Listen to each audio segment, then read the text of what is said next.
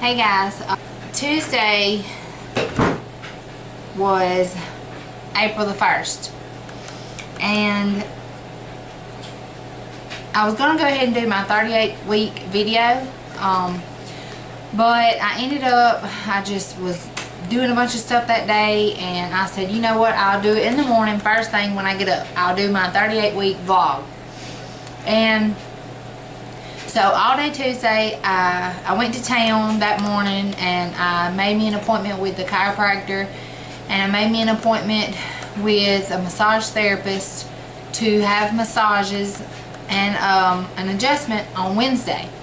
Hopefully, you know, was hoping that the adjustment would align my pelvis to help the baby, you know, drop even lower, to maybe start contractions or whatever. Because, you know, that has been shown to help women to go into labor. And then, you know, the massage was just going to help me to relax, because I was stressed out about, you know, worried I wasn't going to go in labor. My husband had to leave on the 7th of April to go back to work, so we only had just a few days, you know, really, before he had to leave and go to work. So I was kind of stressed out, and as you know, I mean, I had worried about him being here or him making it home for the birth pretty much the entire time of me being pregnant. So anyway, that Tuesday after I went to town and did some errands and stuff like that, I came home and I did some walking,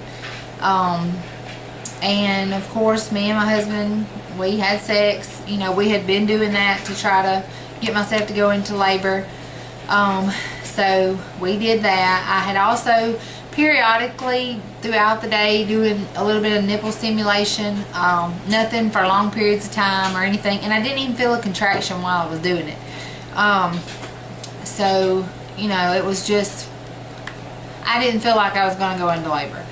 After me and my husband had sex, I did some of my hypnobirthing. I just kind of laid in the bed and relaxed and let everything set in, and hopefully, you know, I was hoping that it was working, doing something. I had still been losing pieces of my mucus plug, which I had been doing that for like 2 weeks, but I had noticed over the last 2 days at that time it had kind of got a little more yellowish color. So I knew that something was changing, but I had just been to the doctor Monday, the 31st of March, and he had checked me. He said I was 3 centimeters dilated, and my cervix was still about 70-75% thinned out. So I was kind of bummed when I left the doctor. Even though I had been dilating a little bit more, I didn't feel like my cervix was getting any softer, so I knew, or, you know, thinner. So I knew that a lot of times, I don't know, I just felt like it wasn't doing, everything that I was doing wasn't changing anything enough that I didn't think I was going to go into labor on my own. I felt like I was going to have to be induced, because when I had went to the doctor on Monday, you know, he said we still think she's measuring small, you know, you're not getting any bigger, and she's borderline being growth restricted. So he said, you know, you can, he said, I want you to come back on Thursday and I want you to get an ultrasound. He said, and if she still looks small on the ultrasound, then we will, he said, if I'm worried again on Thursday about her and she still looks small, then on Friday we're going to induce you. He said, or you can just come in Friday and be induced and not worry about the ultrasound. So I wanted to have a little bit to think about that before I gave him an answer, because my whole goal was to not be induced. So I told him, you know, that I wanted to come back on Thursday and do the ultrasound, because if she was not, you know, if she had grown, then I didn't want to be induced, and I was going to just try to go on my own. And we had pretty much sucked it up to the point that my husband might not be here for the birth. So I left the doctor's appointment, and I had just, you know, like I said, that was on a Monday, and then that Tuesday I did the errands. We had sex, nipple stimulation, a little bit of hypnobirthing, just, you know, and as I was walking, I kept walking up and down my driveway, skipping a little bit up and down the driveway. I wasn't like bouncing around crazy, but I was doing a little bit of skipping. And I was just praying, you know, Lord, I just threw my hands up. I said, God, this is not something I can control. You know, just, you know what I need and what my desires are. And I had to give it to God, because I was too stressed about all the options of, you know, what if my baby's not growing, or what if I have to be induced, and what if I can't do it natural, and I'm scared to death of the epidural, and I'm scared of a C-section, and I want my husband to be home. And I mean, I was just too stressed. So I just gave it to God. And that evening, I enjoyed a good evening with my son. He was jumping on the trampoline. You know, we just played outside in the yard. Like I said, I was doing a lot of walking and just up all day, pretty much on my feet. Well, I was going to do a video that night, but I was tired, and I had to give him a bath, and we had to cook supper. And so I said, well, I'll just get up in the morning and do my 38-week vlog. Well, I didn't have any contractions. I didn't feel any different. At that point, I just felt like I just had to wait. You know, she was going to come when she was ready to come. So I went to bed that night, and I woke up at 1:33 on Wednesday morning to a contraction. And it was a pretty tough contraction. I mean, it was to the point where it woke me up out of a sleep, and I was going, whew. You know, like I kind of had to breathe through the contraction, because it was pretty intense. And I know, you know, of course, when I woke up, I had to pee. So I went to get up out of the bed to go pee. And whenever I did, I felt like some warm come out into my underwear. Well, of course, I was thinking, I know I didn't just pee on myself. And so after I got up and I went to pull my pants down, some more fluid came out and landed on the toilet seat. And it was clear, but it was kind of slimy and really warm.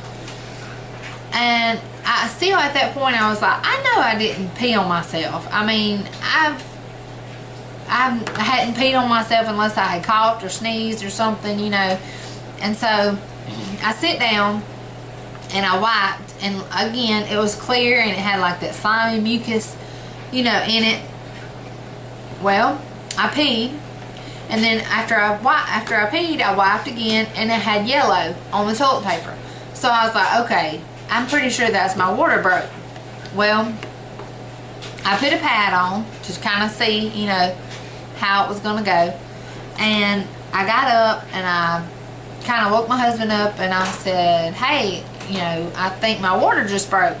And he said, he kind of raised up out of bed and looked at me, and he said, quit playing April Fool's tricks on me.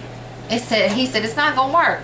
And I said, no, I'm serious this time. And by the way, it's April the 2nd. It's not April the 1st anymore. And he kind of, at that point, you could tell he really woke up and like looked at me like, really? You know? And I told him, I said, yeah, I'm pretty sure my water just broke. Well, I felt more come out. Like I had another contraction, I felt more come out. So at that point, I was positive, you know, that my water had broke. And when I looked at my pad, then it had like a pinkish tinge to it. I knew at that point for sure my water had broke. Well, I told him, I said, all right, babe, I said, I'm pretty sure it's broke. We need to get up. We need to go. He raised up out of the bed and looked at me and said, where are we going? I just put my hand over my head. I said, well, I guess we need to go to the hospital because I can't have a baby at home. So he got up out of the bed. We started, you know, getting our stuff together, and he was pretty much, I mean, he was making progress. He was getting stuff together and packed up and all that good stuff. And I was just kind of walking around like, what am I going to wear? I can't believe this. You know, I had called my mom and my aunt because they were going to come to the hospital with us. And I was making sure my little boy, we had the stuff that he needed. And I was looking at my list and making sure I had everything packed and ready to go. I mean, I was taking my dear sweet time. Well, at that point, I said, you know, I better start timing these contractions. So I started timing my contractions, and I noticed that they were coming every 3 to 5 minutes. And they were lasting anywhere from 45 seconds to like a minute and 5 seconds long. Well, I was like, okay, we might need to hurry. You know, I might need to hurry a little more, you know, because I'm thinking they're coming pretty close. So, after we got all of our stuff together and got everything packed and in the car, we left, headed to the hospital. And really, the only reason that I kind of got in a hurry, besides me noticing my contractions being kind of regular and close together, was because I said, you know, I got to have antibiotics for my Group B strep. So we need to go on to the hospital so I can make sure that I get the antibiotics in. Well, after we left the house, we left here at 2:20 that morning. So my first contraction was at 1:33 that morning. We left the house at 2:20, going to the hospital. It's about an hour drive to the hospital. So I called my doula on the way and told her what was going on. And she said, okay, just let me know right before you get to the hospital. I'll meet you there. Because she lives over there by the hospital. So I said, okay. Well, the contractions on the way to the hospital were getting more and more intense. They were still coming every 3 to 5 minutes.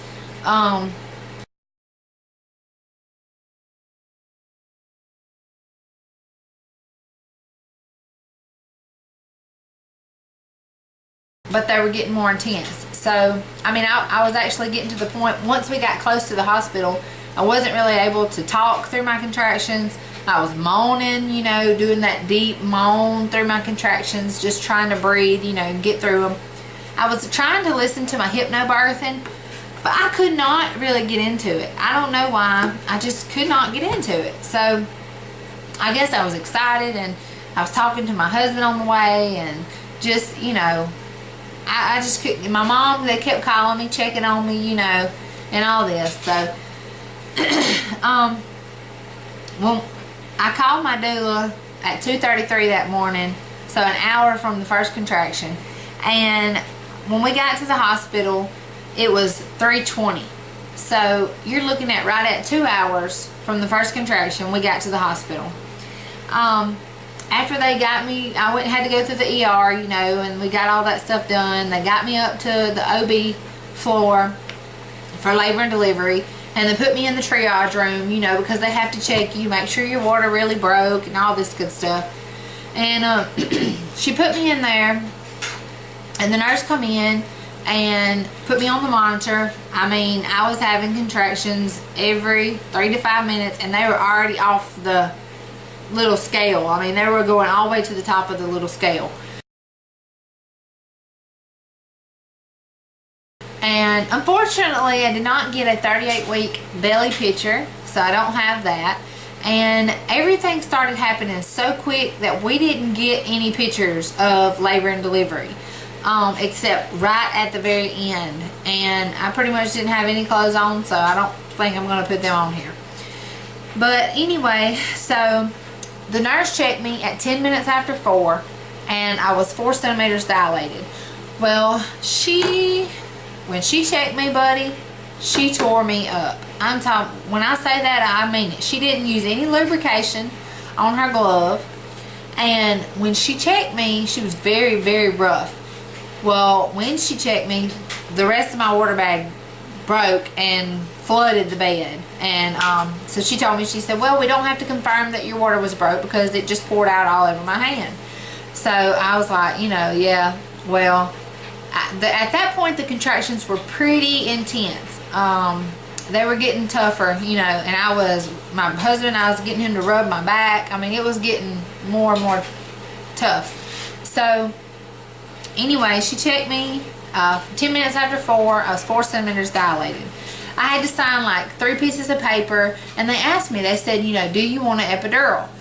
And I said, no, I don't want an epidural. She said, well, if you don't, she said, I recommend you going ahead and signing this paper.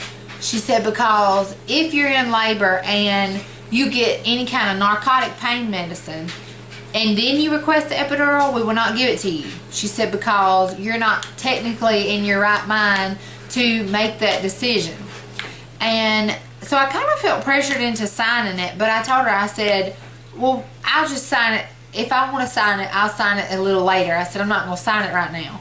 So we, I finished signing the paperwork, not the epidural one, but everything, you know, like the privacy policy and all that stuff. and they sent me to my room. So we got to the room, and the nurse come in. She was going to start my IV since I had to have fluids. And as she was looking for the IV, I was still having contractions about every 3 minutes. My doula was there. My family was there, and my doula was helping me, to get through the contractions and stuff. And they were pretty intense at this point. I actually got on the phone during contractions to call my doctor, because he told me, that when I go into labor to call him, and he would come in if he could and he would deliver me. Well, I got in the room at 4:20 and I called my doctor at 4:38. While I'm on the phone with him, he asked me where I was at when they checked me, and I told him that I was at 4 centimeters. At the time I told him I was at 4 centimeters, I had a contraction. It was very intense, and I started feeling the urge to push. So I couldn't even finish talking to him. I handed the phone to somebody. I don't even know who really got the phone. I think my husband ended up with the phone, talking to the doctor. And I started, like I said, feeling like I had to push. So the nurse laid me back, and she had just got my IV in. She laid me back and checked me, and I was 7 centimeters. Well, pretty much right after she checked me, the on-call doctor come in to see me, and he checked me, and he told me I was 8 centimeters. So, I mean, I was moving very fast. So, from 10 minutes after 4, I was 4 centimeters, to about 4:40, I was 8 centimeters. So, it went pretty quickly. Once I hit transition at 8 centimeters, it was pretty intense. They decided that all the stuff they told me previously about my birth plan and how this would be okay and that would be okay pretty much went out the window, because they would not let me get out of the bed. They would not let me get off the monitors. I wasn't allowed to get in the water. Pretty much nothing. I had to stay in the bed. Now, they told me I could move however I wanted to in the bed, but if the baby come out, they wanted to make sure that I was in the bed so the baby didn't hit the floor.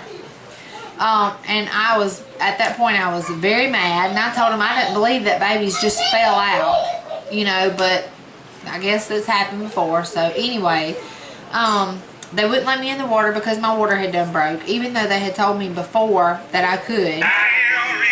So anyway, they wouldn't let me in the water because my water had broke. And I even begged them to let me on the birthing ball sitting beside the bed. They wouldn't even let me do that.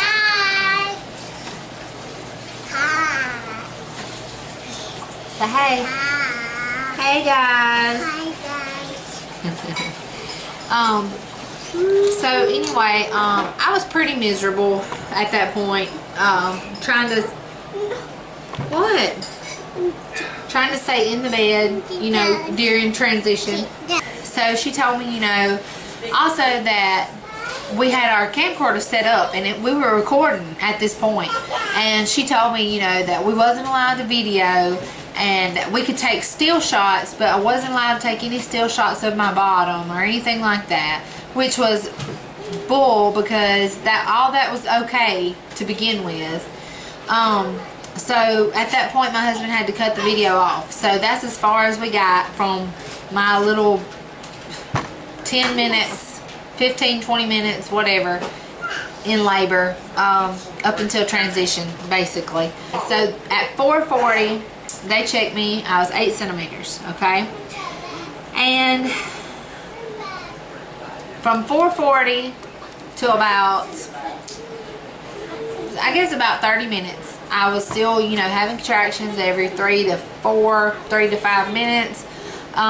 They were pretty intense. I was on all fours, just moaning through my contractions. At this point, the hypnobirthing went out the window, because I could not get comfortable. I couldn't do what I needed to do to get comfortable to try to relax and breathe through my contractions. So I wasn't able to focus good enough to cope with